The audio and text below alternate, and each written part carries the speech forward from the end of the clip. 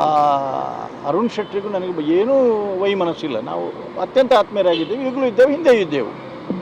ಆದರೆ ಈ ಮನುಷ್ಯ ಹೋಗಿ ಆ ಧೈರ್ಯದಲ್ಲಿ ಹಿಂದಿನಿಂದ ಕೂತು ಇಷ್ಟೆಲ್ಲ ಆಗಿ ಆ ನಂತರ ನನಗೆ ಬೇಸರದದ್ದು ಎಲ್ಲಿ ಅಂತ ಕೇಳಿದರೆ, ಇಷ್ಟೇ ಮಾತಾಡಿದ್ದಕ್ಕೆ ಮಂಗಳೂರಿನ ಕಂಬಳದಲ್ಲಿ ನಾಚಿಕೆಗೆಟ್ಟ ಕಡಂಬ ಅಂತ ವೈರಲ್ ಮಾಡಿದ್ದಾರೆ.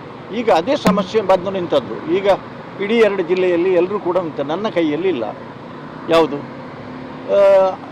ಇದನ್ನು ಮೀಡಿಯಾದವರು ಗಮನಿಸಿದರು, ಎಲ್ಲರೂ ಮನೆ ಬಾಗಿಲಿಗೆ ಬಂದರು, ಕೇಳಿದರು. ನಾನು ಏನು ಉತ್ತರ ಕೊಟ್ಟೆ ಅಂದರೆ, ನಾನು ತಾಳ್ಮೆ ವಹಿಸಿದ್ದೇನೆ, ನಾನು ಯಾರಿಗೂ ಒಬ್ಬರಿಗೂ ಫೋನ್ ಮಾಡಿ ಹೇಳಿಲ್ಲ ಈ ಬಗ್ಗೆ.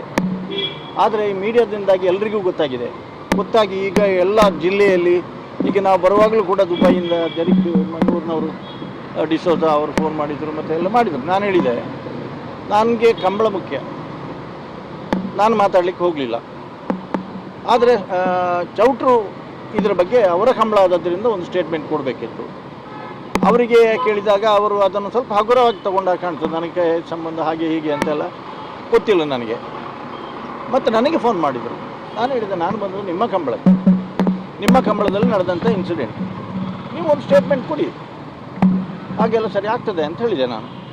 ಈಗ ಏನಾಗಿದೆ, 2 ಜಿಲ್ಲೆಯಿಂದ ಜನ ಎದ್ದಿದ್ದಾರೆ, ಯುವಕರು ಎದ್ದಿದ್ದಾರೆ. ನಾಳೆ ದಿವಸ ನನಗೆ ತಿಳಿದ ಹಾಗೆ ಮೂಡುಬಿದಿರೆಯ ಸಮಾಜ ಮಂದಿರದಲ್ಲಿ 3:30 ಗಂಟೆಗೆ ಅಭಿಮಾನಿ ಬಳಗ ಅಂತ ದೊಡ್ಡ ಒಂದು ಮೀಟಿಂಗ್ ಹಾಕ್ಕೊಂಡಿದ್ದಾರೆ. ನಾನು ಹೋಗುವುದಿಲ್ಲ.